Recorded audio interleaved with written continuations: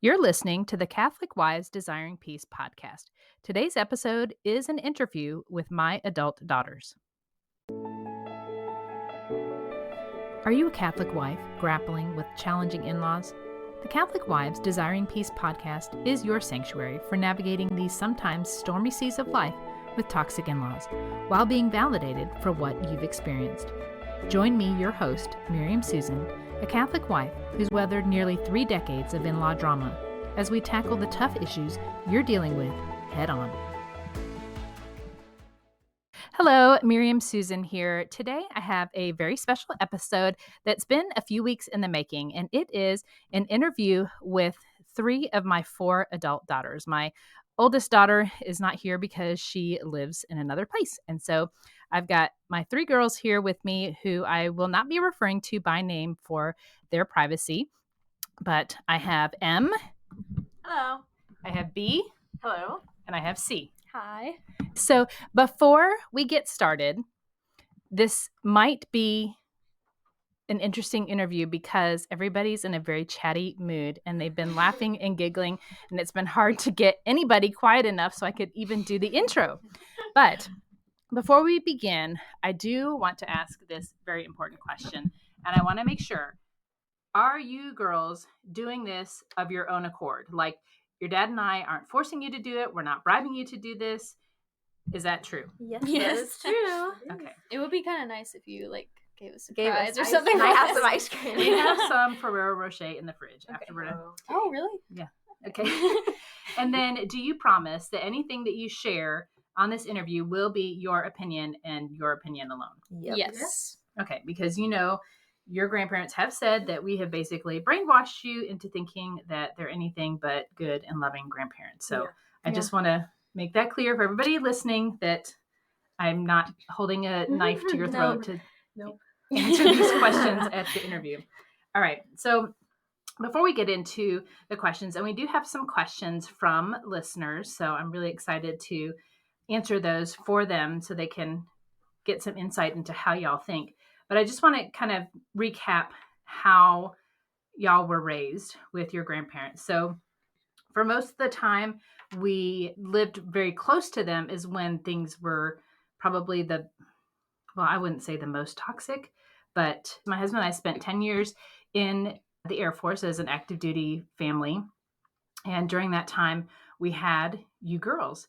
And during all of that time, we weren't really living very close to your grandparents. We were able to kind of live life generally how we wanted to with our own family traditions and whatever. And during that time, we probably saw your grandparents about 3 to 4 times a year. That was pretty standard until we moved to where we were for 4 years, and we lived about 50 minutes away. In my opinion, the actions that made your grandparents, my in-laws, toxic include, but are not limited to, gossip, subtle jabs at other people, including their parents, their siblings, their nieces and nephews, their other daughters-in-law, things that I found out were said about me behind my back that came back to me, how they would question y'all in weird ways, subtle ways that they tried to undermine our authority as your parents, just a general feeling of tension with them. And then when things really exploded with our relationship is when your aunt tried to move out, and then we tried to get her help and get her on her feet at 20 years old at your grandmother's request. And then that totally went bonkers, screaming at daddy on the phone for hours every day during that time, and then stalking us online before we sold our house when we were living near them and then moved to another state. So do you feel like I missed anything so far? And then after we moved, that was in 2010. We moved overseas in 2011. That was amazing for us to not be under so much stress. And then things kind of seemed like okay, and then things went crazy again in 2019 when we went no contact, and things really escalated dramatically from that point. but we might get into that further on in the interview. Do you feel like we covered it all? Yeah, that's about it. That's good. All right. It was just kind of this cycle of like, maybe things are okay, and then And it goes they're crazy, not. and then we're like, Yeah. maybe it can get better, and then it doesn't. Doesn't. It never did. Yeah. So let me begin with a question from A. And again, just like in the interview with my husband, I'm not using the people who are asking questions. I'm not using their full name, just first initial. So A asked, in what ways we, your mom and dad, tried to shield you children from your grandparents? And in my view, what we purposefully did not do is we never tried to speak badly about your grandparents in front of y'all. Mm-hmm. We just kind of pretended to your faces that everything was fine. We continued to have regular visits. We allowed you to spend the night, even when I was uncomfortable with it.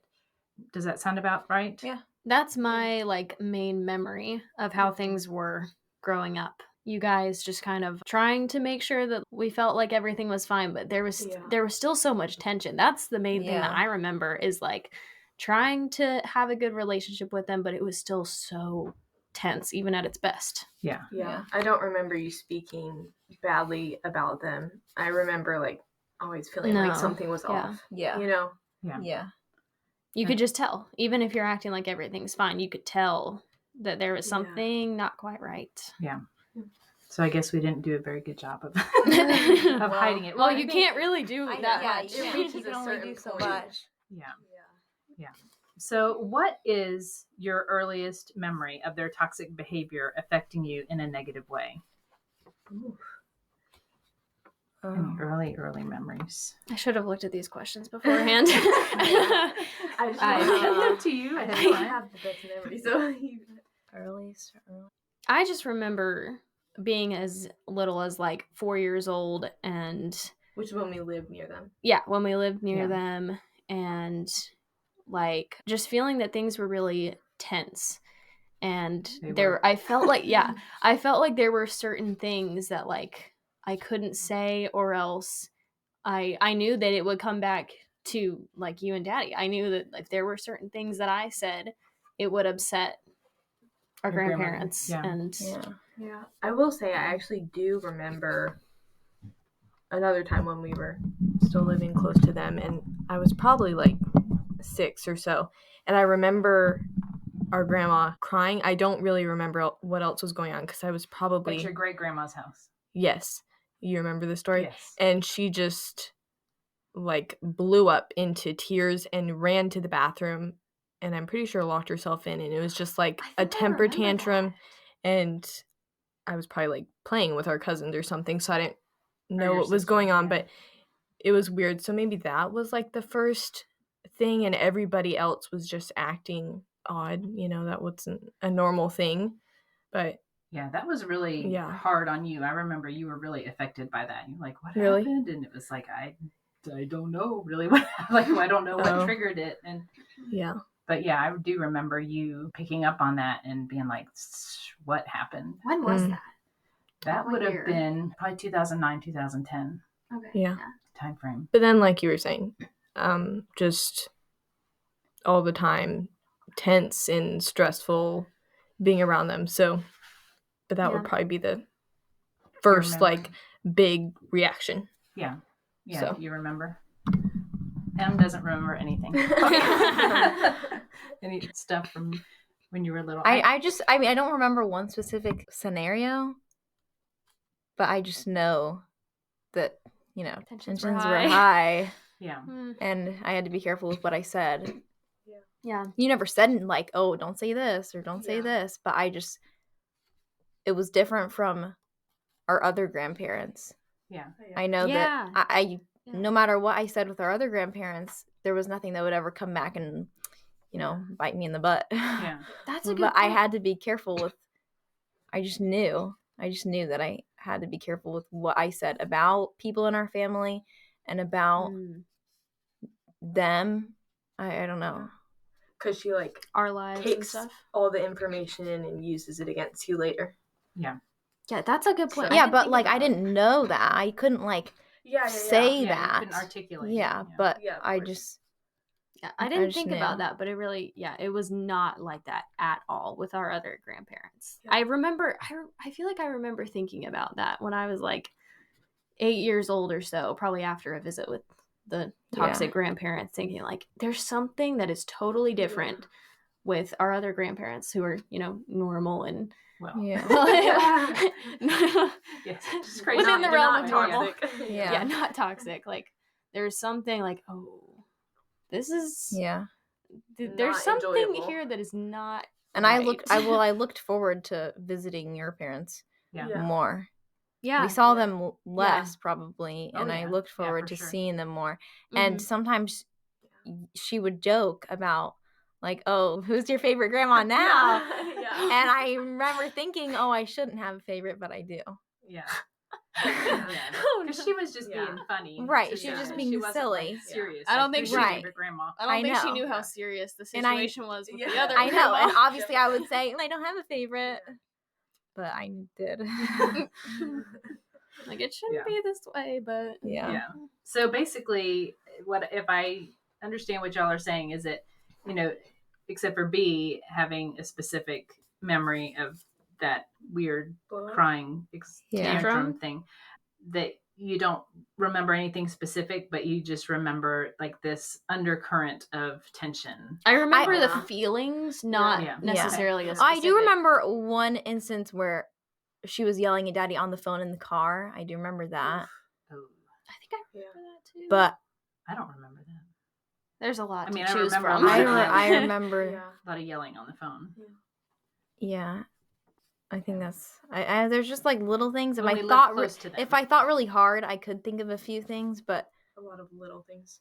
You don't try and go back and access this. Yeah, I don't really want to do that. Yeah. Block it out. So do you think, this is still another question from A, do you think you would have recognized their toxic behavior as a child for what it was on your own? Or hearing me and Daddy talk about it potentially like bring that realization to you? I think I already like knew that something was like off and not quite feeling. Right. But I think it would have taken somebody, I think, to help me understand a little bit, because I mean, in your head, you just want you want everything to be perfect and nice. Yeah. And so you don't really notice it. Or not that you don't notice it. You do notice it, but you think it's maybe normal. Yeah. Or you just have to deal with it. Yeah. Yeah. I think for me, I just kind of, it's hard to say because I kind of always knew that it was tense. But I remember when I was like maybe 8 or like 12 years old. And I remember me starting to realize that like, oh, this is really weird, because she seemed very intent on getting me to come to their church and like meet people there. And she just kept bringing it up like an odd amount of times in that visit. And I remember thinking like, that's kind of weird. I didn't need anyone to tell me that was weird. I don't think I mentioned it to y'all until much later, but. Interesting. So this was after we had moved. This was after we had moved. We were visiting them.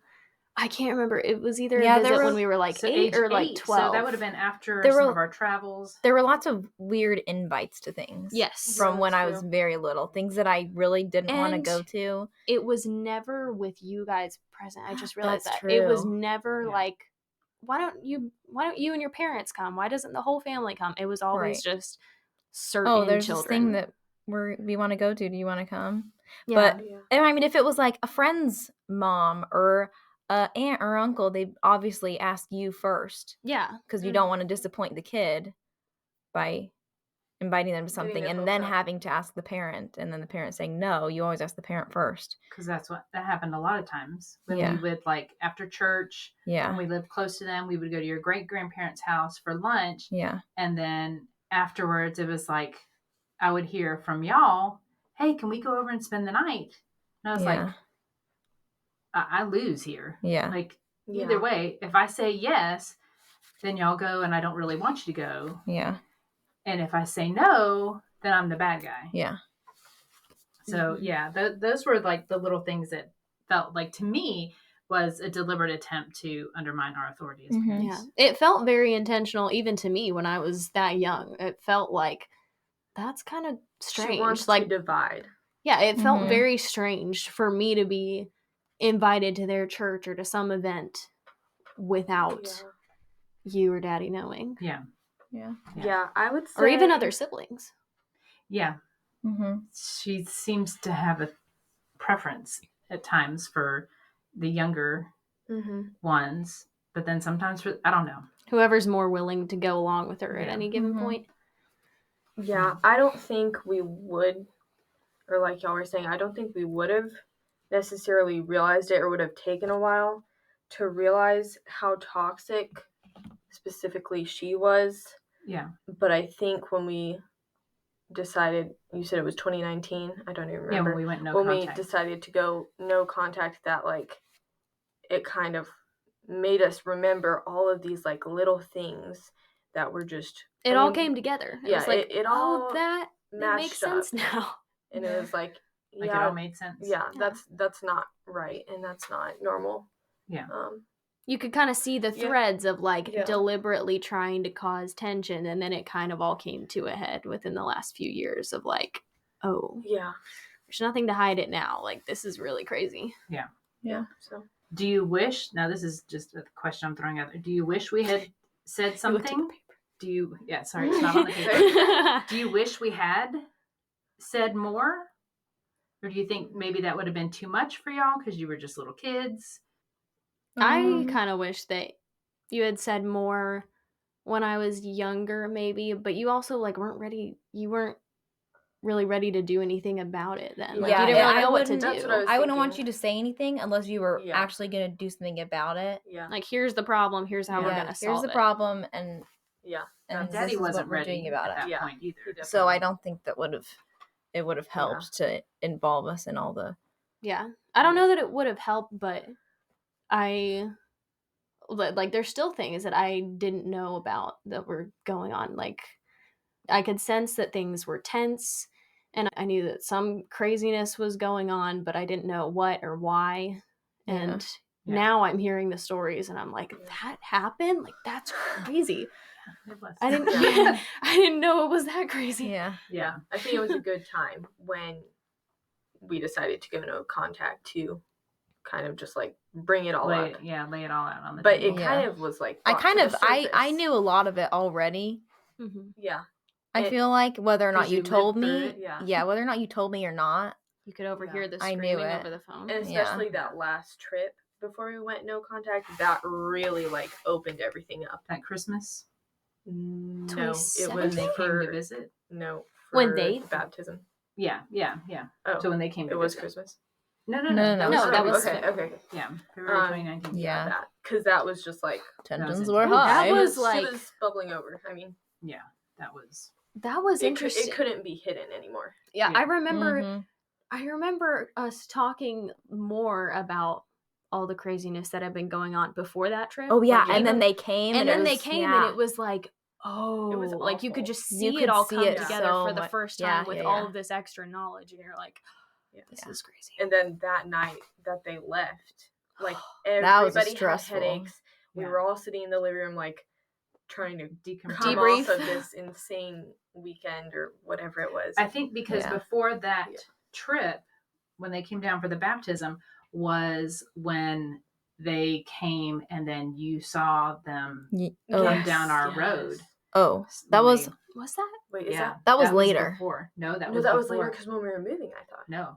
Oh, that was in October. That was in October. Yeah. Right. Yeah. Oh. Yeah, before Daddy went on his 90-day deployment. Yeah. So that's really, I think that's what really pushed us to start talking more openly about it, because it was like, this is in our face. You saw them drive down our road when we had told them not to come visit. I remember that very vividly because I remember looking out.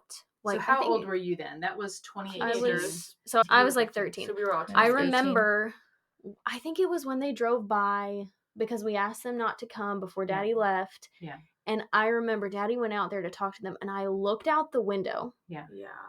And I remember watching. It looked like they were verbally assaulting Daddy. Like they were just standing in this weird triangle. Oh, I didn't know they got out of the car. Very close. No, they didn't, and like I remember her like making Did they get out of the kind car? of like aggressive. Yeah. Oh. Yeah, they were standing in the street, and I was looking from my little window. I didn't look. I didn't want to see. I did. Yeah, I remember. I looked. You kept asking me like, "What's going on?" Yeah, I looked. It just looked very tense. I remember I went to work and I was like, I really hope they're gone when I get home. Yeah. I don't know. Maybe they were. Maybe they weren't. Yeah, it was really weird to watch. Just something comes over. Her. Specifically, because we had asked them not to come, and then they show up, and then it just looked like they were just like we already saw them. It's not like we gave them arguing till they were blue in the face or something. Right? Yeah. Okay. Next, here all night. We're getting derailed. There's a lot to cover. Yes. All right. So this is a question from D.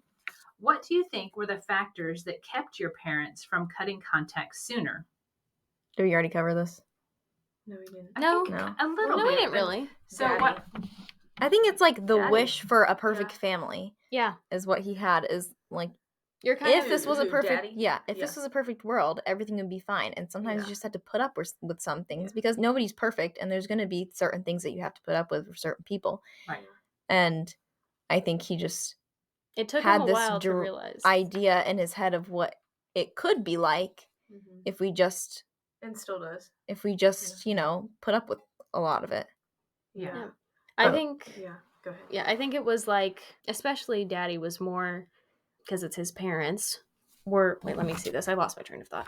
The factors that kept your parents from cutting contact sooner. Yeah. He was just, I can't imagine being raised by her. Even a grandma is way too close for my liking with her just behavior. But I can't imagine, like, being raised by that, and so of course he's just been trained and he has this pattern and cycle of just like constantly that's what I was gonna say. Normal for him. That's normal for him, so that's what I would say that's why it's gonna be extremely hard for him to break, and so that's what I was thinking. It's a lot easier for the rest of us to see, just stop, but there was just this cycle of, and I still see it now, like he goes through this cycle of thinking like maybe something will trigger it. He'll hear about grandparents or something, and it would exactly, and he'd be like, or parents. I just wish things that I wish things were better, and so then he'd kind of like spiral and forget all of the reasons why negative things, all of the negative parts of it, and it would just be this cycle over and over and over again for years until something happened that was bad enough for us to say like, okay, we really can't be in contact with them right now. Yeah. But I think it helps that he sees us kids now, you know, experiencing this, and we have been, but now we can like speak about it better. So I think that's what like pushed him. Yeah. So, and then another question from D: how do you think the relationship with your toxic grandparents has affected how you see yourself and others from their generation? So how do you think it has affected how you see yourself? Do you feel like it has? Myself, not too. I don't think that I'm like. You don't feel like really she's gotten into your head? The only way it changes, like you hear her voice talking. Like I know Daddy does. Like hears her voice talking, and so that affects how he sees himself. Like, I know that. I'm. No, I think you shared with us enough to. No, I don't have that, but I do have. Like, I don't believe that anybody has good grandparents, kind of. Yeah. Like, I kind of, when someone talks about their grandma or their grandpa, I'm immediately wary. I'm immediately like, something's probably wrong with them. In disbelief.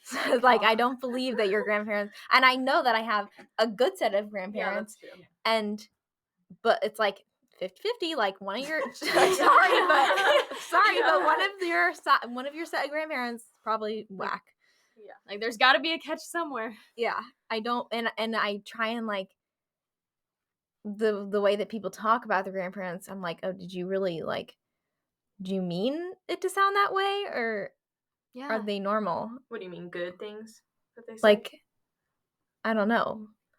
Sometimes people just talk about their grandparents and I'm like, okay, is that a normal thing for you, or is that like, yeah, if someone mentions how they see them, their grandparents like coming over to be, you know. Yeah, if they're like saying, my grandma came over, or we're throwing a party for my grandma, I'm like, okay, is this a normal party? Is it like I have to? Yeah, I'm thinking, kind of, so that things don't. Want to have them over, or did you have to? Yeah.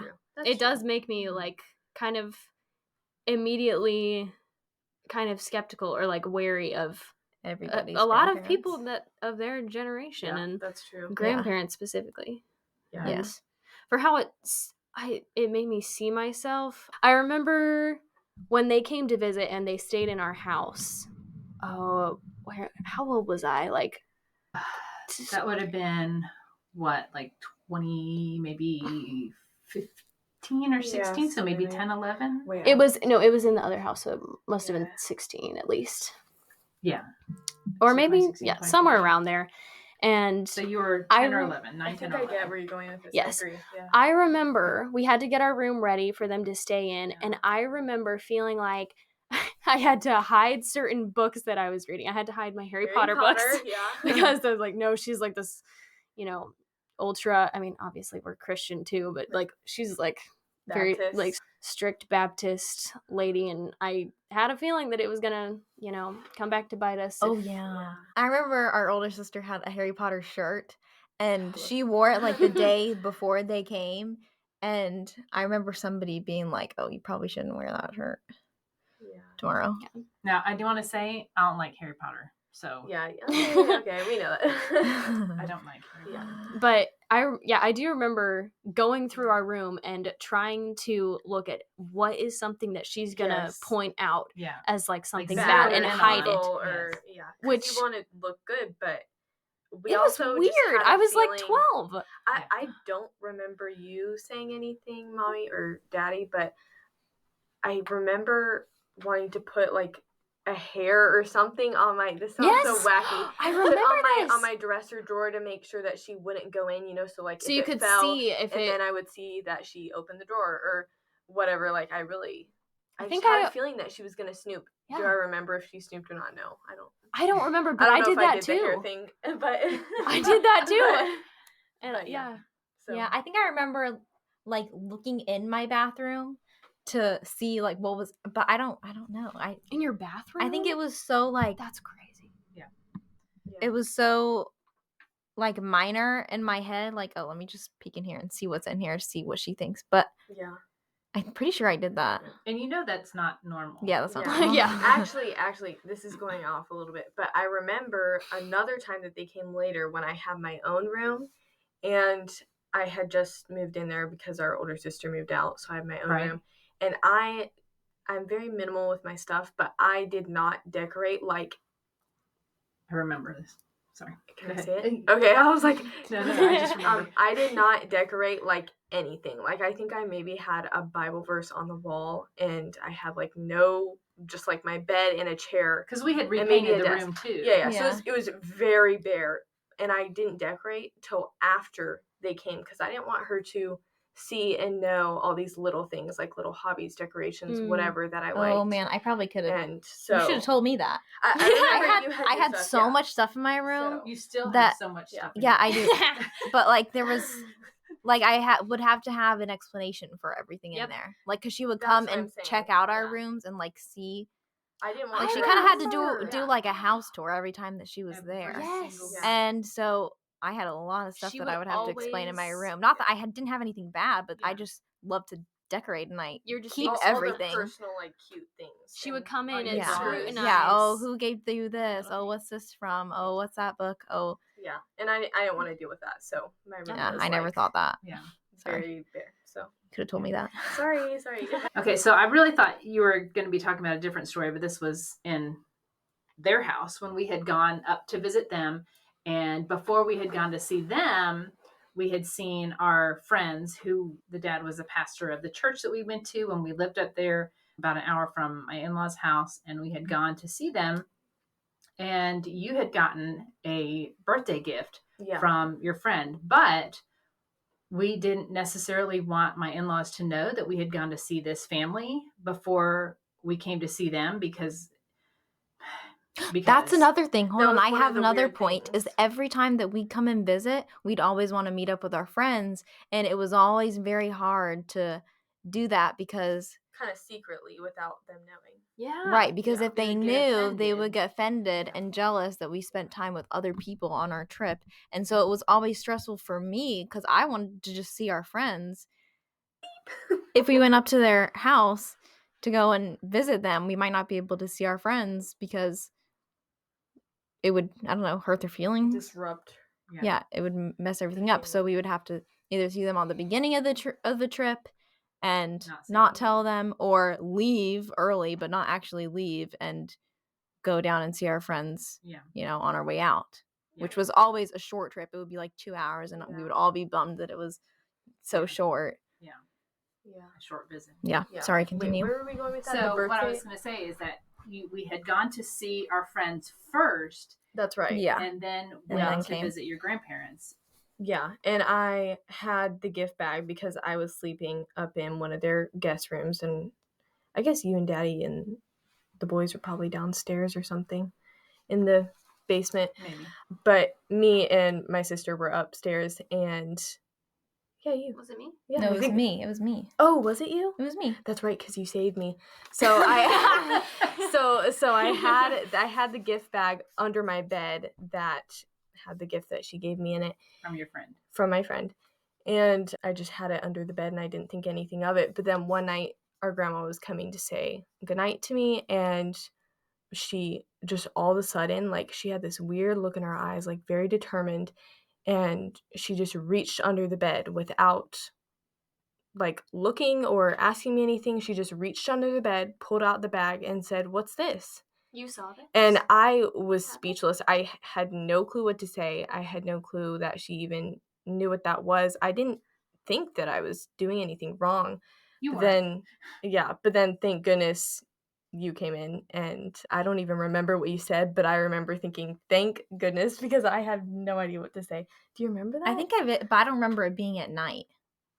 I think she was coming to say goodnight to me. I could be wrong with the time of day. I think it was I think it was the afternoon, and we were just hanging out in there. It could have been. And I do remember being like, "Oh yeah, that was just from." I don't even know what I said, but I was like, threw out some answer that probably didn't work, but just tried to downplay it. Yeah. And it was literally just a gift bag. Yeah, but it was so weird. I mean, the look in her eyes, and how would she know unless she was snooping around or earlier? Whatever. It was just weird. Yeah. It seemed like, but weird. Okay. We might have to do a part 2. This is getting long. Yeah. All right. So we haven't even gotten through all the listener questions. We can break it up. All right. So the next question is from S. Would you have preferred the relationship with your grandparents with boundaries and restrictions, or no relationship at all if you had the choice? Well, we tried the no boundaries and restrictions, and it didn't work. So no relationship at all. There you go. Yeah. That sounded harsh, but it sounds harsh. That is how I feel. Yeah, when you've lived it, so I would say because people like them with this situation, they're not okay with just some restrictions and some boundaries. That's not gonna work. There is no happy medium. And they either have complete control, complete infiltration into your life, or if you're not okay with that, which you shouldn't be, you have to go no contact. Yeah. Okay. Well, that was a very short and concise answer. There you go. Okay. All right. Now, these are just some questions that I came up with. And so, how would you describe your relationship with your grandparents growing up? And were there any specific moments or interactions that stand out? And it can be good or bad. It doesn't necessarily have to all be bad. So, how would you describe it? It was very polite. Ooh, I always had to have very good manners. You had to be, which I know it's like, or can I say Southern? That is one of her things. Just like very proper. They're very, very like Southern, and I know everybody has good manners. Yeah. But I remember knowing that I really needed to be on my best behavior and be polite and have my good manners, and kind of like tiptoe a little bit around everything a little bit. Yeah. Kind of be like a little adult as a kid. Yeah. Which like it wasn't like that with our other grandparents. No. We still had good manners. Not that we were rude, but it was just more like fun and like. But it wasn't like that with your dad's grandparents, with your great grandparents. Oh no. Yeah, there was this. Yeah. There was not this tension of like, if I'm not perfect, it's gonna come back to bite me in the butt. Yeah. That's going to be the hashtag for this Bite me in the episode. butt. Bite me in the butt. Name it that. Stop. Bite me in the butt with my daughters. Stop. No. Please don't do that. Ew. I'm not doing that. Okay. No. All right. Were there any interactions or moments that stood out? I know. I mean, you kind of. I think we had said everything. We had was good just memories. Yeah. Also, The good memories were mostly with other family members. Yeah, that's what I was thinking. Is with I was cousins and- really trying to think of one good memory with them. Or just with us hanging out in their cool house. With us siblings, or they had a cool house, a cool dress-up closet. I will admit, other family members were there, or your cousins. I really don't think I can think of one with her. I could maybe think of one or two with our grandpa, just like reading a story, a bedtime story or whatever. Yeah. It wasn't quite as crazy with him. But I really can't think of one with her. Yeah. Which I think I was his sad, favorite but- granddaughter, so that made it Oh a little more my fun and gosh. exciting. Okay. I was more, you know. Yeah. Yeah, because you're like Yeah, kind of sorry. tomboy, so. Yeah, Oh, well. I was more willing to like. I don't know. I You were more I was more outdoorsy, and he was very outdoorsy. I always had the questions, and he always had the answers. Yeah. And I would say I have good memories with him. Yeah. Good. But I didn't have to be as like polite. I didn't have to be as careful with what I had to say with him. Yeah. Yeah. You didn't have to be as Yeah. cautious. Yeah. Yeah. I don't have that many specific interactions. Just a general feeling of like tension. Maybe a few times where something would come up and it just felt really weird, but I didn't really know what to do about it. Yeah. What I would about say good memories? most of my good memories are like with her, and then but like other people were involved. Yeah, that's what I'm saying. My favorite memories, all the good memories are, I mean, it was not her specifically. It was that's just what I'm saying. They had a cool house, and I liked hanging out with the siblings and running around the house playing with cousins. And this sounds harsh, but the worst part was kind of her, because it made everything very tense and kind of, put limits on what we could do. I do have a few good memories of like being the first one up, because I always woke up early, and if we spent the night, and like going and watching her cook breakfast. That was nice.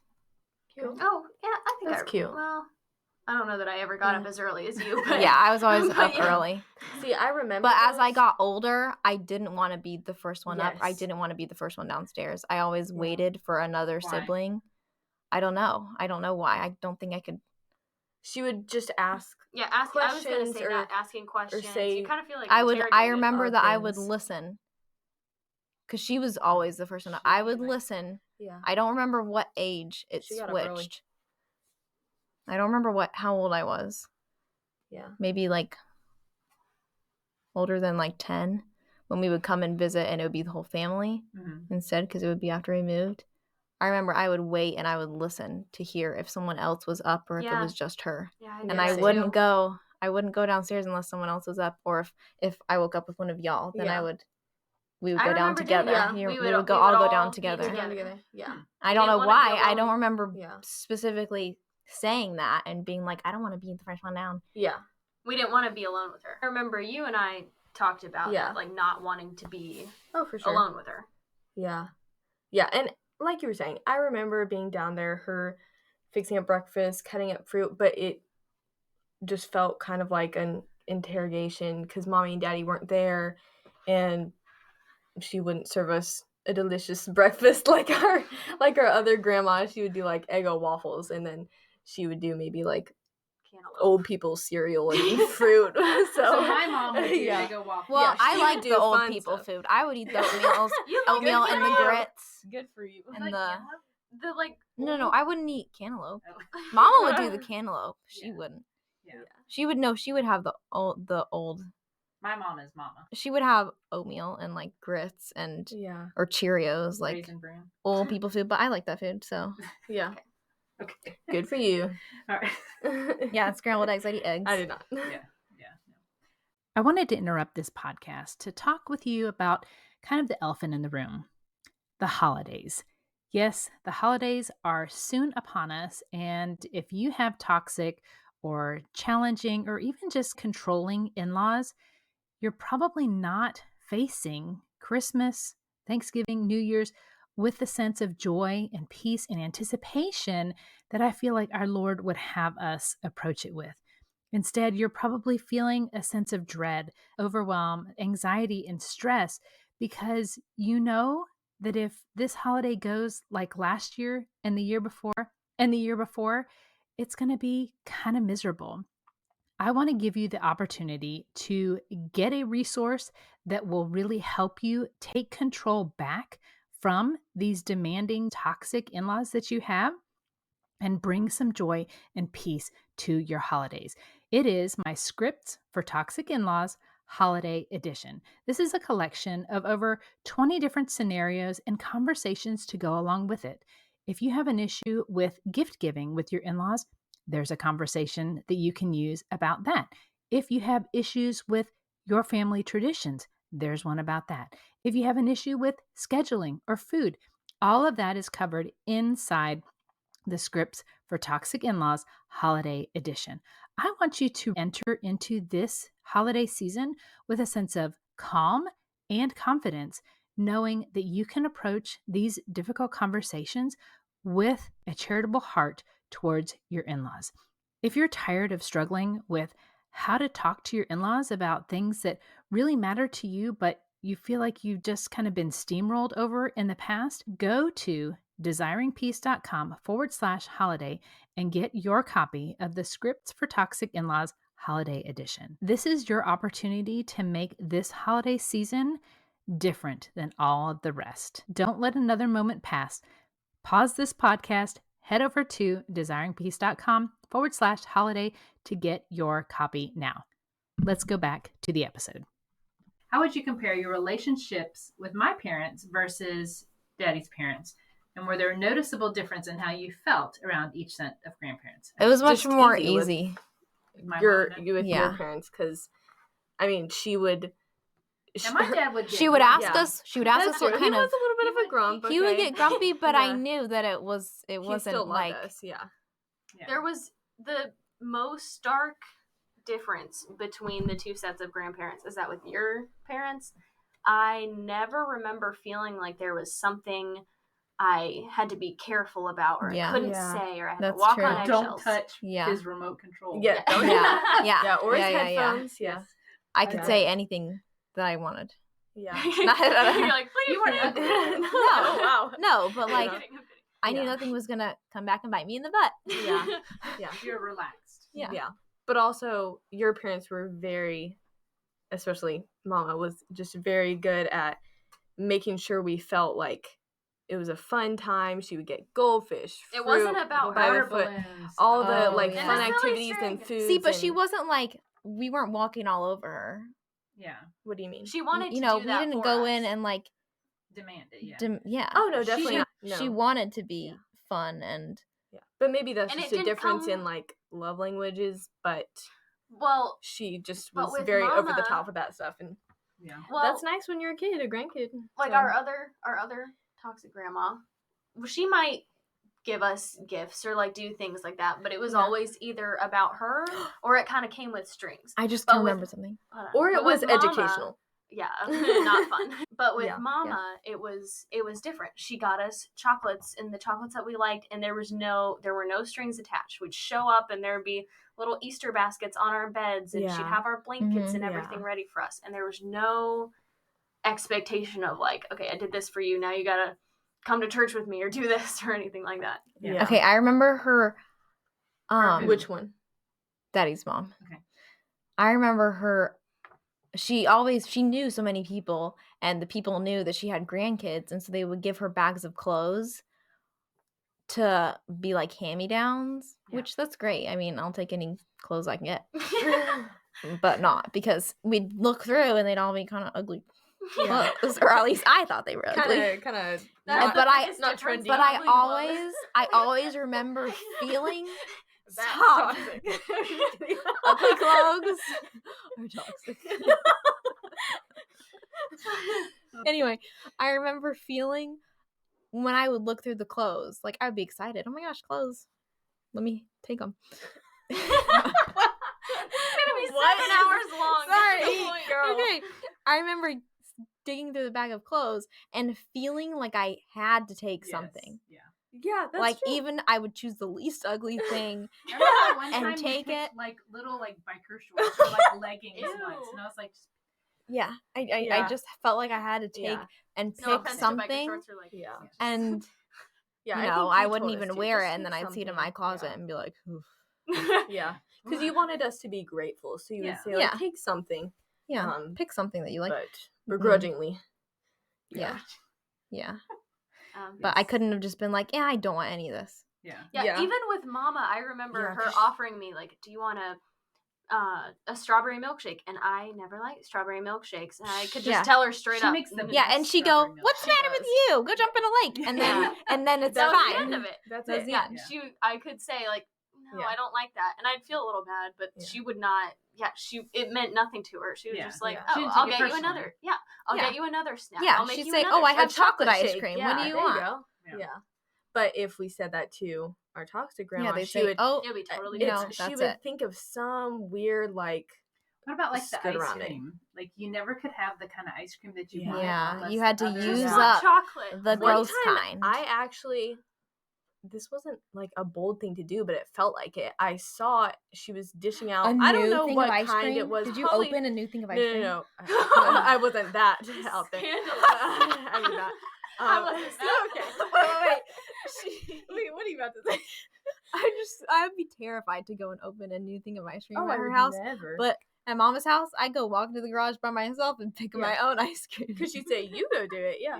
I do it without asking. Where was I? Oh, at our toxic grandma's house, she was scooping out like sherbet ice cream or something. I do not like sherbet. If I can have chocolate over that, that's way better. So I like looked in the freezer and I saw that she had lots of other ice cream and a chocolate in there, and I was like, hey, can I have this chocolate? I asked her, and she was like, no, let's use up this one first. And I was just like, huh? Because I just wanted the chocolate. I mean, it wasn't rebellious, but I just wanted the chocolate. I mean, but she wouldn't give it to me. That was something very small, not like out there, like obviously toxic, but it was just one thing, and I was like, huh? I don't think I had any ice cream. I was like, if I can't have chocolate, I'm not having any. So you should. Yeah. So okay, let's move on to the next question. Looking back, and I think we kind of answered this already. Looking back, how do you feel that we shielded you from the tensions with your grandparents, or were you aware of the strained relationship? You tried to shield us, but we were still aware of it because it was kind of hard to hide. Yeah. I think maybe I would catch, like now thinking back after everything has been like opened, I can think of maybe like 2 or 3 times that I remember you talking with Daddy, but then you would like close the door and tell us like, not right now, if I wanted something, that you were talking about it like in hushed tones. Or I actually remember with another family member, you were talking to them and we were actually in their house. You were in their basement talking to them, and I remember walking in and I heard just a little bit. This was probably like maybe 2015-ish. And I remember you talking to this person, and I walked downstairs to get a snack or something because she had no good snacks upstairs, and we had the good ones downstairs. Can I say? Was it an aunt, an uncle? Yeah, it was an aunt. Okay. It was their daughter, the youngest. Oh, okay. Yeah. Your aunt. Yeah. Okay. So okay. All right. Sorry, I didn't know if I could say. Yeah, no. This person. But I remember going downstairs to get a snack because she had the gross snacks upstairs, and we had our own good snacks downstairs. But I heard y'all talking in like hushed tones, and you were like, go back upstairs. That was when it all came to light of how your grandmother was pitting me against her and her against me. Oh. You remember it now? Yes. What year was that? Do you remember? I remember that. It must have been, I think it was probably 2017. You know what? I do. The time for the funeral. I do remember that because there was a family gathering going on upstairs, and I remember thinking, where are y'all? Yeah. I remember looking around the house and looking for y'all, and I couldn't find you, and I don't know how our grandma didn't notice. She was probably too into all the grandkids, but I do remember wondering where y'all were, and I think I must have asked you where they were. Yeah. Yeah. That was the day that she and I both realized. She said, Mom always said that you hated me. And I was like, I feel like I remember hearing that line. I never hated you. Whoa. She's like, because you said that I stole some chocolates from your house. That was in 1998. Your sister was born. How does she remember this? Because so she was almost little. 20 years She was little, before. and she was taking a lot of chocolate. And I was concerned because she was just a little girl. And she was just a little girl, and I was like, she's eating all this. Do you see her? Like, she's eating all this chocolate. Who, our aunt? Yeah. Okay. Yeah. And the aunt thought that Mommy hated her because that's what our grandma told her. Yeah. Yeah. Okay, got it. When she used to steal chocolates when she was little. Yeah. Ooh, scandals. Yeah. So that's when we both realized, it's like, oh my goodness. And I was like, and I thought you were always the drama queen. And it was like, oh no. I remember that. That's the drama queen. Yeah. I remember that was sad, that, actually. I remember that. Yeah. And it was like, wow, we both realized at that point we had both been played. Yeah. Oof. Yeah. And then you had to go upstairs and act like everything was... Pretend like everything was okay? Ugh. Okay. We're going to go faster. Next question. How did your grandparents' behavior impact your sense of family and belonging as you were grown up? I don't know. I would say... With family, I'd just say that, like, the concept, even though we did have a great set of grandparents on your side, but the concept of having really good, like, involved grandparents is completely foreign to me. Yeah. That's pretty much the only way. Yeah. Because with your grandparents, we didn't see parents. Yeah, my parents. Your parents, we didn't see. Yeah. We lived far away. Yeah. Yeah. But I would say it's made us realize that it's really, like, our core unit, like us, not our extended family, is, like, most important. Yeah. Yeah. So. Well, it also makes me, like, when they were the most involved, it was the most, like, toxic. And so when someone has involved grandparents, I'm like, yeah, are they toxic? It. Yeah. Probably. Yeah, but it's just that, I don't know, they might not be, but in my head they are. Yeah. It's that skepticism, like we were talking about earlier. Yeah. So, yeah. Okay. Very Can good. things really be normal? Yeah. Yeah. Yeah. So it did taint your view of what a grandparent even a is. Healthy grandparent relationship could be. Even though we had mom on the other side, it was Yeah. Okay. Were there any positive aspects to your relationship with your grandparents despite the challenges? It was fun playing around in her house, and she'd have, like, big family gatherings, and we'd get to see our cousins and things like that. She taught me things. Yeah. She was very crafty, so. Yeah, she's crafty. Yeah, I learned how to crochet a little bit. Yeah. But it came with a price, so. Yeah, that's true. Yeah. Okay. How did your experiences with your great-grandparents differ from those with your grandparents? And what do you think contributed to those differences? Oof. Our great-grandparents were a lot like your parents. Yeah. Yeah. Just very, like, easy to be around. Yeah, they actually were. Very easy to be around. Are we talking about both sides, like her parents and his parents? Yeah. Yeah, they were a lot easier to be around, like, really wanted us to enjoy being around them, candies and all that. And I always liked hanging out with just easy. Our grandpa's parents. Yeah. Well, I think we saw them more. Yes. Yeah, we saw them more because they lived a little closer. Yeah, they lived. That was like fun. Yeah. But I actually don't remember hanging out too much with her parents. Except when they came down to visit.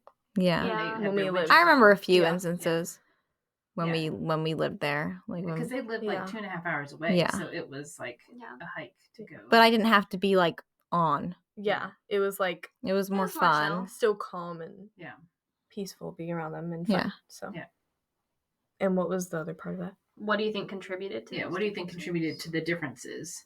Oof. Like, why was it so different with Daddy's grandparents versus Daddy's parents? I think you could just... They respected our boundaries better. We didn't have to put up boundaries. Yeah, we didn't have to, really. Did we? Yeah, there weren't any like strings attached. They didn't, pry into our lives as much. They didn't seem to, have a motive behind it. Yeah, they didn't have this need for, like, enmeshment in our lives. Yeah. They were just happy to be there. Now, Granddaddy would ask y'all about who you were dating and I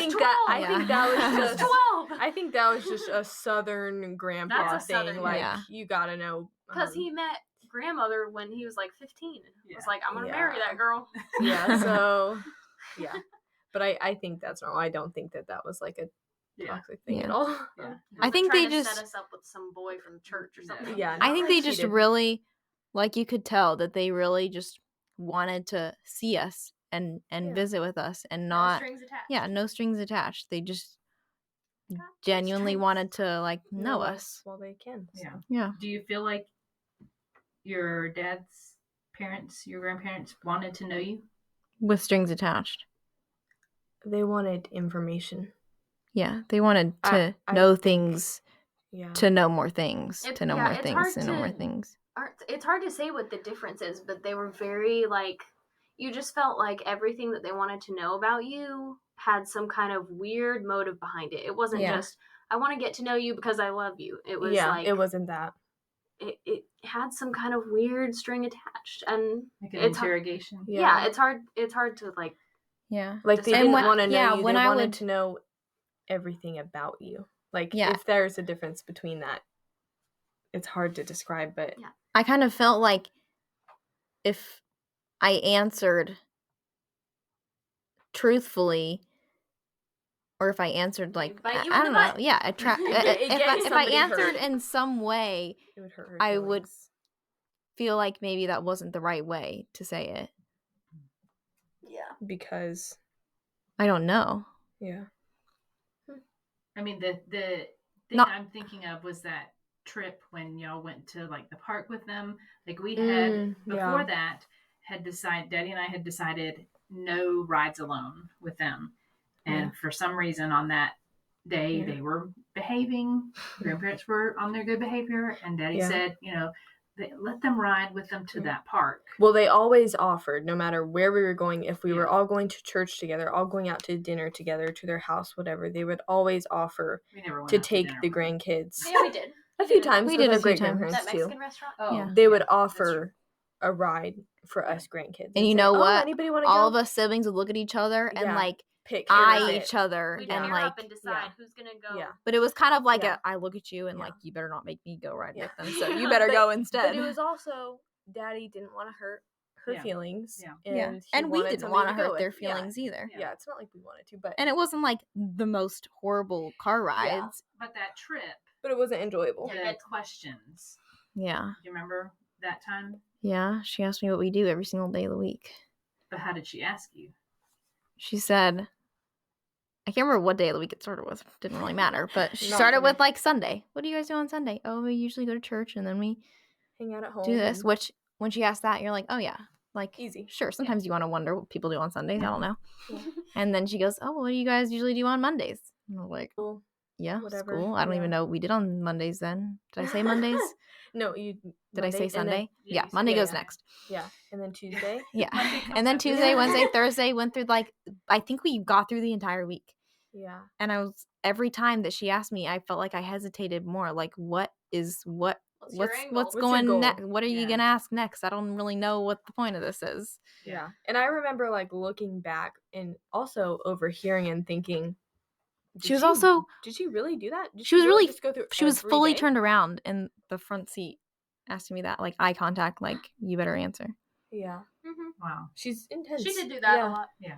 Okay. She's intense. Yeah. All right. Okay. Next, what strategies did you develop to cope with difficult interactions or situations involving these grandparents? Very short answers. Yeah. Short, quick, to the point answers. Stay polite. with another family member. Yeah, polite. Be with someone else.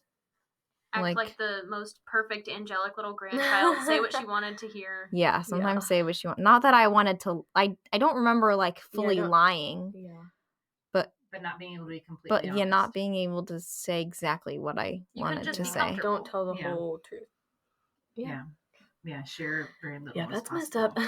Share very little. Yeah, share very little. Yeah. How has your experience with your grandparents influenced your approach to family relationships in your adult life? We kind of already talked about that. Just like being very skeptical of grandparent relationships and people of her generation. I also, because it's a pattern with that generation. I feel like it is. Yeah. So what were you gonna say? I don't know. Well, I think about sometimes. I don't know what I'm going to do if the person that I marry has perfect grandparents on both sides. That might be because scary. I'm not sure that he'll understand. Yeah. not that I want him to have imperfect, problematic grandparents, but I think it will help. Yeah. Help them understand more. Because people who have good, healthy relationships, they don't understand. They don't. Yeah. You gotta find someone who has at least one crazy family. That's what Where's your dysfunction? Maybe a little distant though. Maybe it doesn't have to be their grandparents. Maybe it can be like some distant uncle, some cousin or something far away. Far away. Yeah. Yeah. Please. All right. Yeah. How do you reconcile the good experiences with your toxic grandparents with the more difficult or hurtful ones? And does this contrast make the relationship more confusing or challenging to navigate? Because I think that's a big issue with Daddy. Yeah, because he's like, but they've done so many good things, but they're toxic. How does that? This is harsh, and this isn't always what comes to mind, but even murderers can be nice sometimes, and I hope that nobody is like always bad, just bad. But yeah, that's my answer. Anybody else? Yeah, I mean, that's what I think of. Because no one's perfect all the time. So they're gonna have good times. They're gonna have bad times, but the good times don't erase the bad. The bad, and the bad definitely overtakes the good. By far. So I don't remember it ever being challenging for me to like understand how it could be fun sometimes, and then it's really bad. Like there was always this understanding of like this isn't good. This is there's something kind of off here. Well, I can understand. I think I have more of Daddy's personality, and so I can see. Yeah. Because I know he's just always thinking, well, in a perfect world, it could be this way. Yeah. And yes, in a perfect way, it could. Yeah. But that doesn't change that it is not a perfect world, and it's not ever gonna be the way that he wants it to be. Yeah. Yeah. Barring the way that we would all like it to be is a perfect, nice relationship. I would love to not have to walk on eggshells. Yeah, but that's just not how it's gonna be. Yeah. So if you could give any advice to parents who are dealing with toxic grandparents, so parents whose parents or their in-laws are toxic, what would you tell them based on your experiences? If you have to walk on eggshells, that's a really bad sign. Yeah. Outside of just normal, like, don't hurt someone's feelings, don't tell them their food tastes like trash or something like that. But like as the child who had toxic grandparents, like what would you want? Had toxic. What would I want you to do? Child? Like if you could talk to other parents and say, this is how it affected me. This is how. I see. Oh, I don't know.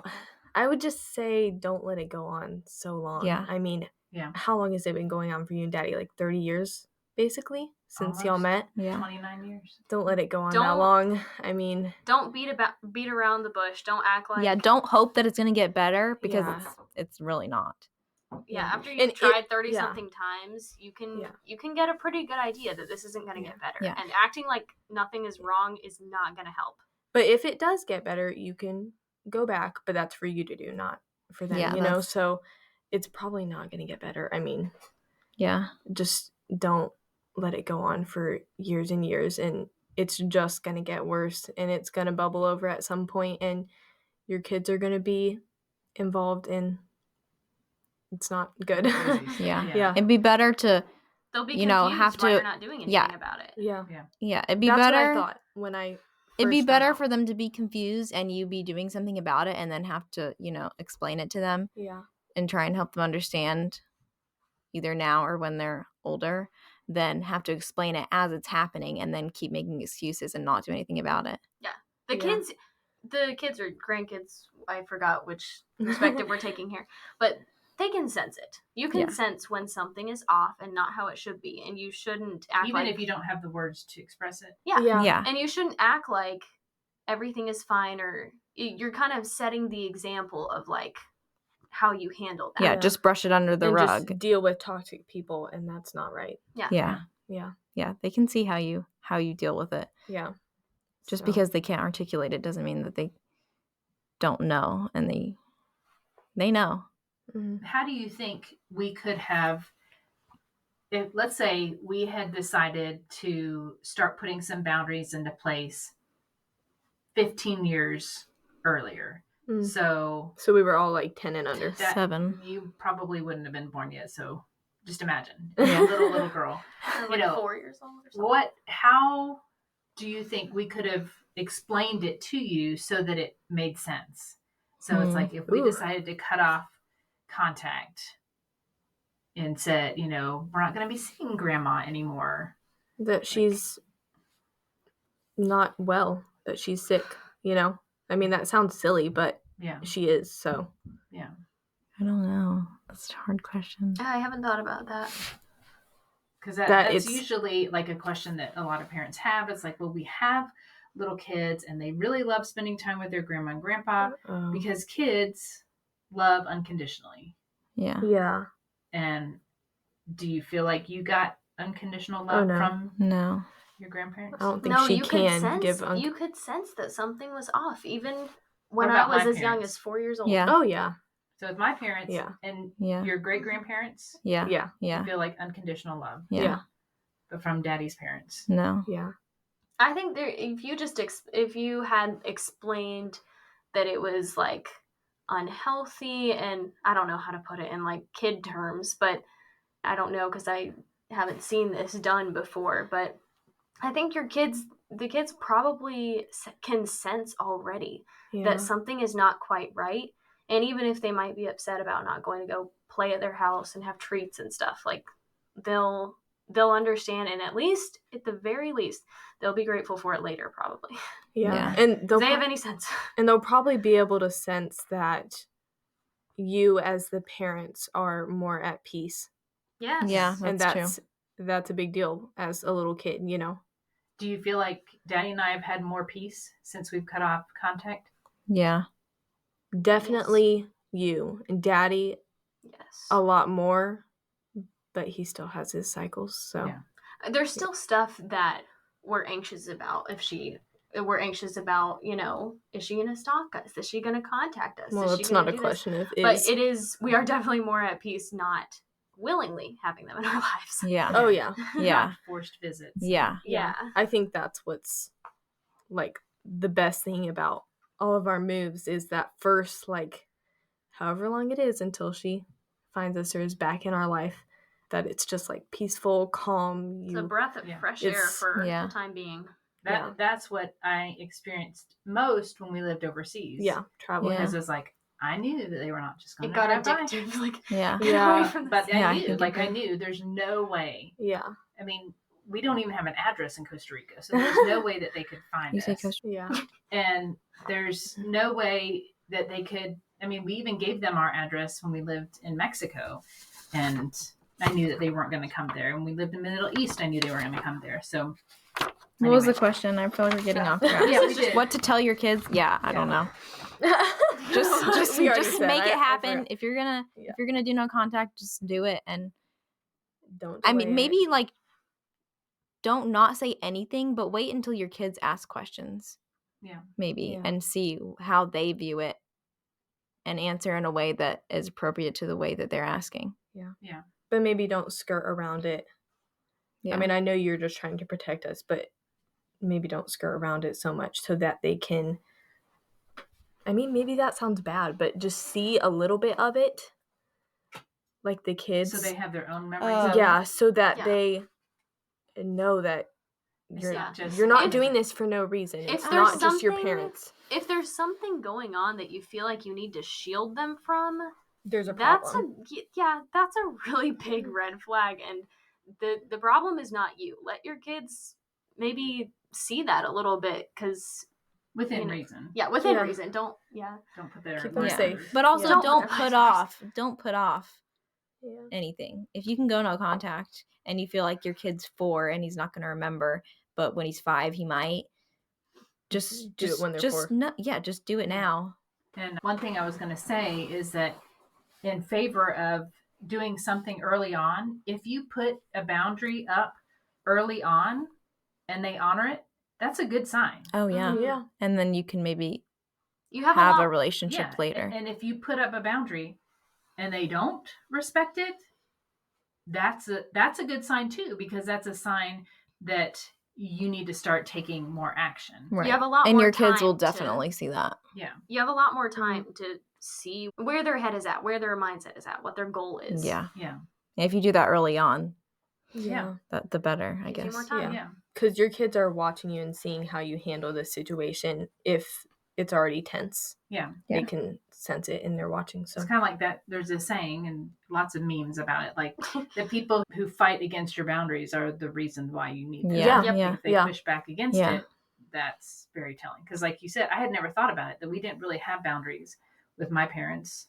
Yeah, we didn't. We didn't have boundaries with your great grandparents. No. Yeah. Because we never. You never needed to put them up in the first place. Yeah. Yeah. And if they're worth having a really, like, if they're worth having a relationship with, they're gonna respect your boundaries anyway. Yeah. Even if, you know, maybe if it's a healthy relationship and you don't really need the boundary, they'll show that. Yeah. But if not, then it's very telling. Yeah. That's true. And that would be unconditional love. Yeah. If it was any other relationship other than grandparents, exactly. Yeah. Try and think of if some if your best on the street, if you're a stranger, a friend, if your next door neighbor decided to do all these things that your parents or your grandparents are doing, would you put up with would you put up with it, or would you, stand your ground? And if you would, no. Yeah. That was the question I asked your daddy. I was like, why do they get a pass? Yeah. Why do they get a pass to treat us this way? Yeah. And nobody else would. Like, if this was a friend, we would have cut them off. Right. Yeah. All right. Very good. All right. This is my last question before we wrap things up. If you could say one thing to your grandparents, what would it be? I saw this question earlier, and I just thought, please leave us alone. Yeah, that was my first thought. Please leave us alone. Just stop. And it's as simple as that, really. Yeah. She needs help. So just stop. Yeah. Yep. I just was thinking, please leave us alone. Yeah. All right. Did you steal that from me? Or No, I thought that, but I was like, it's not too harsh, but that's first thing in my head. Yeah. I don't have anything else. All right. Nothing else you want to add? No last bits of advice? I think we covered it. This went on for a long time. I think we covered it. This went on for a long time. All right. Well, thank you, girls. I appreciate you taking the time sitting with me in the basement. You're welcome. It's getting kind of warm in here. You're welcome. Yeah. All right. So, thank you for listening to this episode. I hope that it offered some good insights to you. And again, like, these are, some of the questions that my girls answered. Their responses were eye-opening to me. Some that I did not go over these with them ahead of time. So I had no idea what y'all were going to say.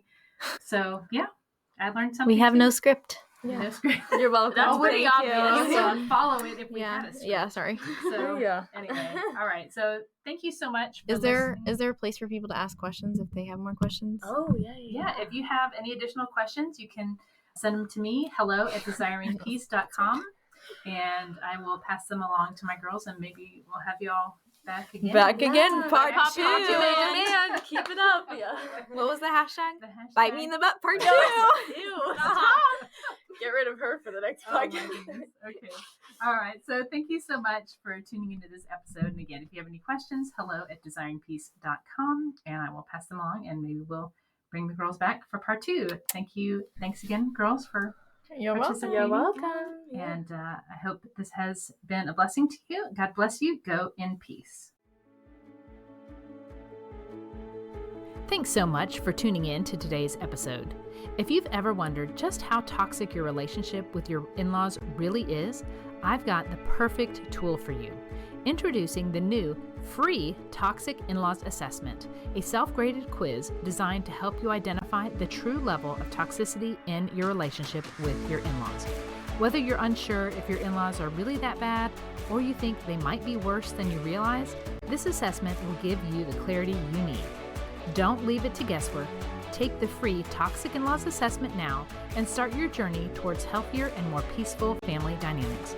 Visit desiringpeace.com/quiz to get started. Disclaimer. All content and information on this podcast and our website, including our programs, products, and/or services, is for information and educational purposes only and does not constitute professional medical, psychiatric, or mental health advice of any kind, and does not establish any kind of professional client relationship by your listening to this podcast or use of my website. A professional client relationship with you is only formed after we have expressly entered into a written agreement with you that you have signed, including our fee structure and other terms to work with you in a specific matter. Although we strive to provide accurate general information, the information presented here is not a substitute for any kind of professional advice, and you should not rely solely on this information. Always consult a professional in the area for your particular needs and circumstances prior to making any professional, medical, or mental health related decisions.